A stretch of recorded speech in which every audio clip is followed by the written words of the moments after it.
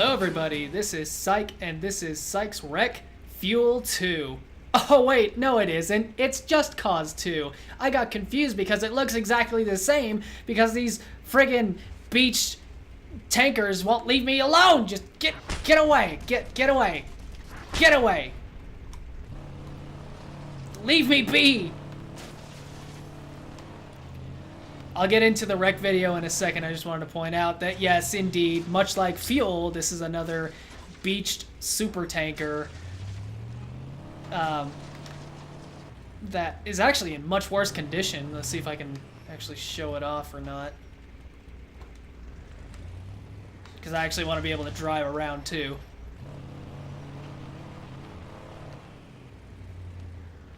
You can kind of see. Basically, like, this is the only section that is holding the two parts of the ship in half, because you have this entire section right here, and then you have this section right here with, like, the not crow's nest, but the control tower and all that sort of stuff, and it's at, like, a almost 45-degree angle. It's pretty intense. And then on the other side of here is just a base. Except not like an official base, which I'll point out in just a second. Well, anyways, now that I've started this video officially creeped out, yes, this is Just Cause 2, and the wreck in this game is the Paloma Renegade, which honestly is a pretty cool name for a vehicle.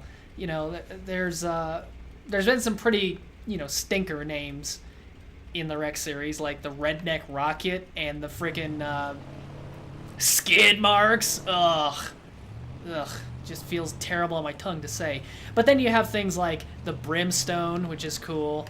Trailblazer, Lentis, that's pretty cool. And then the Renegade, that's pretty swinging, I gotta say.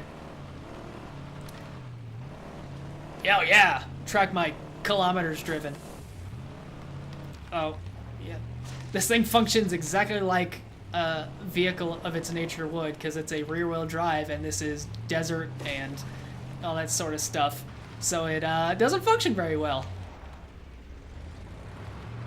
Oh goodness. Come on, I'll get somewhere. Anyways, yes, Just Cause 2. My experience with the Just Cause series is I have no experience with the Just Cause series, but after playing this game, I can see myself getting the other ones in the future. This game was pretty entertaining.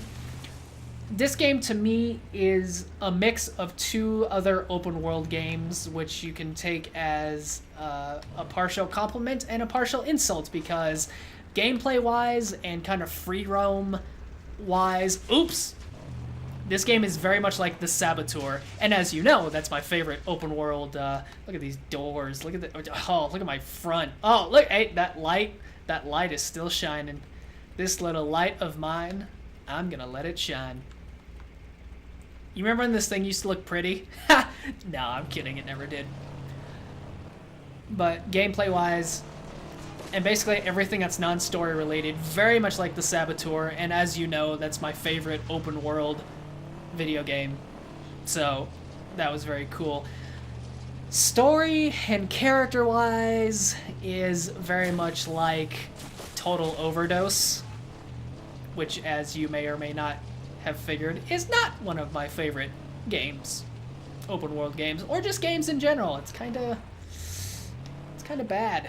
It's kind of really bad. But the characters are... The acting is just not good. I really had high hopes. I don't know if I had high hopes for the story, per se. The story is nothing impressive.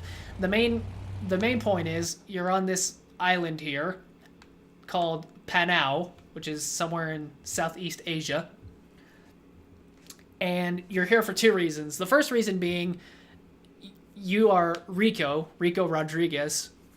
You work for this agency known as the Agency, and you're sent out here to investigate the disappearance of the original leader, who is, I can't remember his first name, but it's Panay, and the ascension of his son, baby Panay, into power, which is a little bit shady, as well as you're looking for your mentor, that you heard disappeared and allegedly showed up here. So as much as you're looking for information on the investigation of the baby Panay taking power, you're also looking for your mentor, Tom Sheldon.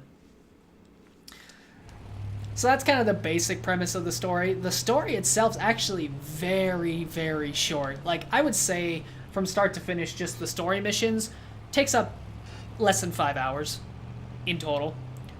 Now, to actually get to the point where you can do the story missions, that takes up a little bit of time, as well as doing everything that this game has to offer. Oh, power slide. Beautiful, beautiful, beautiful.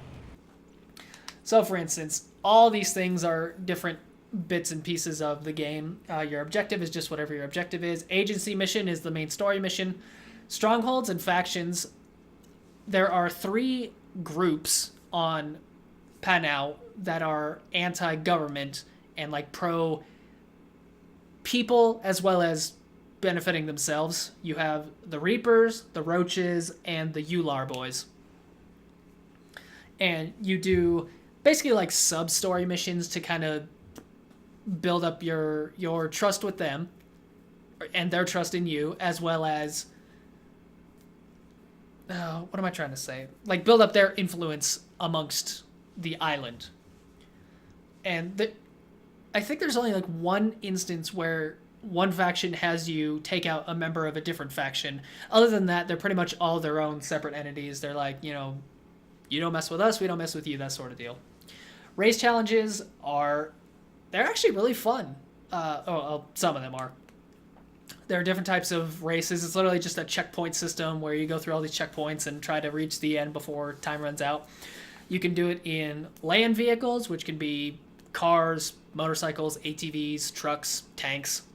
You can do it in some of them are airplanes / helicopters. Some of them are boats, and some of them are free falls. There are a lot of areas in this game that are very high up, either tall buildings or like on the edge of a cliff or things of that nature, and you jump to free fall through them as well as use your parachute. So, and then you have all these sort of things: military bases, airports, harbors, civilian villages, civilian cities, and communication outposts. That's what all these little dots are just different settlements. And if you can see, like this one right here, they all do actually have the little green check mark. That means I completed everything in the village, or the area, I should say. Each area has a set amount of things to do in it. Either collect resource items or commit sabotages. I wonder if there's anything of that. Oh, offshore rigs is another thing.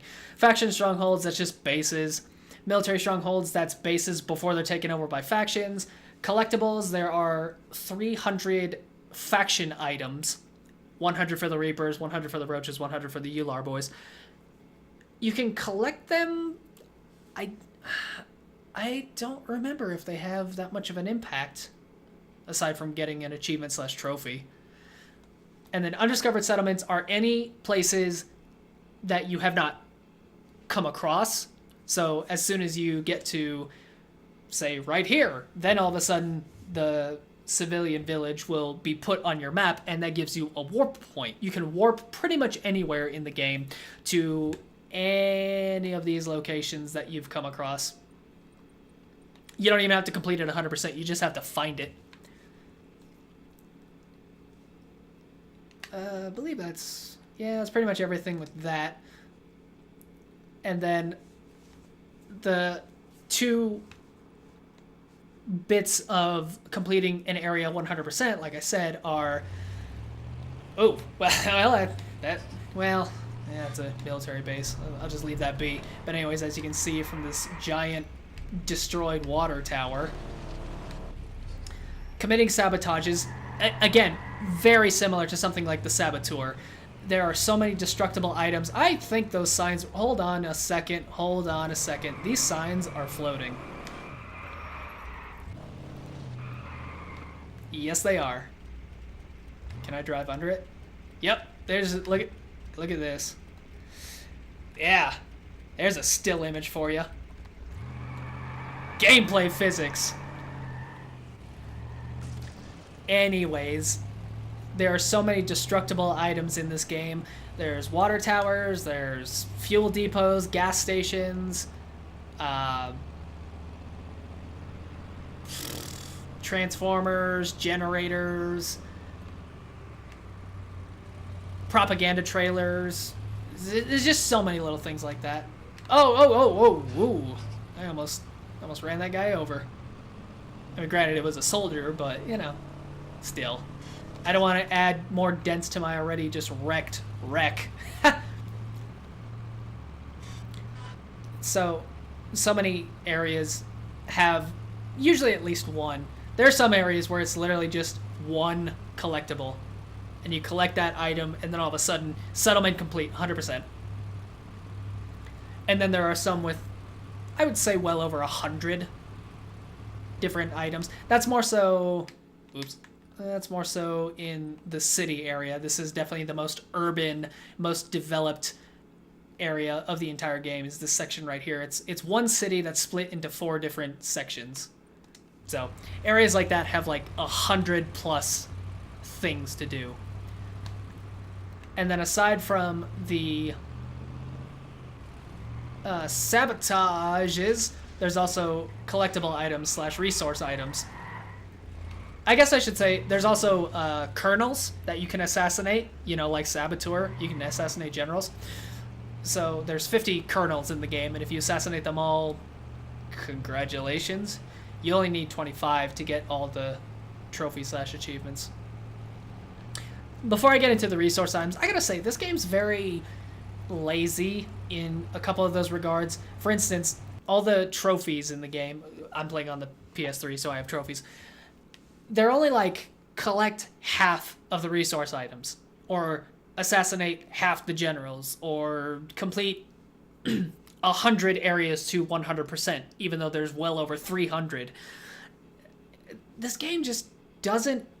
It's not completionist friendly, because unlike the Saboteur, where you can buy maps to show you where all the free play events are, the destructible items, the generals, the ramps, things of that nature, this game has nothing like that. So to anybody who's ever 100%ed this game, congratulations. What's also is impressive, considering I think it's impossible, because I think there is literally, I believe it's a water tower that is in the game files but does not appear in the game. It's like some weird glitch that kind of screws you out of that. So I've done pretty much almost everything aside from collecting a lot of resource items. What are resource items? Well, I'll tell you. There are 4 different types of resource items. There are cash stashes, which are literally just money. You collect them, you get, it's like usually $2,500 US dollars. There are armor parts, where you collect 5 and it upgrades your health. As you can see in the top left, that section of the circle is like almost halfway green. That's my health, and when you start the game, it's only about half of that, so only about 1/4 of that circle will be green. And I've collected most of them. I haven't collected all of them, but I've collected most of them. And then there are things like weapon and vehicle parts, where there are 22 different items, before the DLC items, I should say. I guess I'll show that off. I'll pull off to the side of the road here. Don't want to be in the way. There we go. No. Just want to be, you know, just in the light. There we go. Hop out. Oh, yeah. So pretty. Oh, I didn't mean to do that. I really wanted to jump on my car. Can I? No. Darn. You can do things like that. You can just jump on vehicles. And just jump off whenever you feel necessary. But anyways, I can do this, click on this, and it allows me access to a black market dealer, where you can buy, if you want guns, you can buy guns, yeah. And then this is how you upgrade your guns as well. So, as you can see, everything has a 6-star rating. Most of these that aren't DLC items, like all of this stuff is, they start at level 1, and you have to upgrade them with weapon parts. The upgrades go The first one's 5 points, and then 10, and then 15, and then 20, and then 25. So each item requires, what is that? So 75? 5, 10, 15, 20, 25, 30, 30, and 15, 75. So every item requires 75 weapon points in order to upgrade it fully. And then vehicles is the exact same deal, except you can only use vehicle parts to upgrade these. And what I'm really happy about is the Paloma Renegade, the wreck of this game, which I believe is based off a 1974 Ranchero, which is really cool, and it looks great. It's so... I don't know if pretty is the right word. I really like it. I think it's... I don't know if rustic's the right word. Badass is a good word. That's what it is. The only way you can get this vehicle in this game is by purchasing it from the black market, which is really cool because a lot of these other vehicles, aside from the DLC ones, I'm not sure about this one, but I know for a fact this is just somewhere out in the world. This one definitely is, especially in the excuse me, in the military bases. Not sure about this one. I know for a fact that this one is available. It's also used for a bunch of races as well. I believe so. Yes, possibly. And yes. And then you have all these vehicles, which are DLC.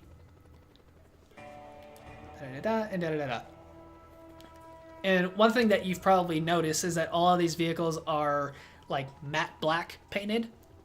That's the sign of the agency colors. That's how you know that it's an agency vehicle, except for this one, the Chevalier Icebreaker, which yes is an ice cream truck with sports car rims and a bull bar with spikes.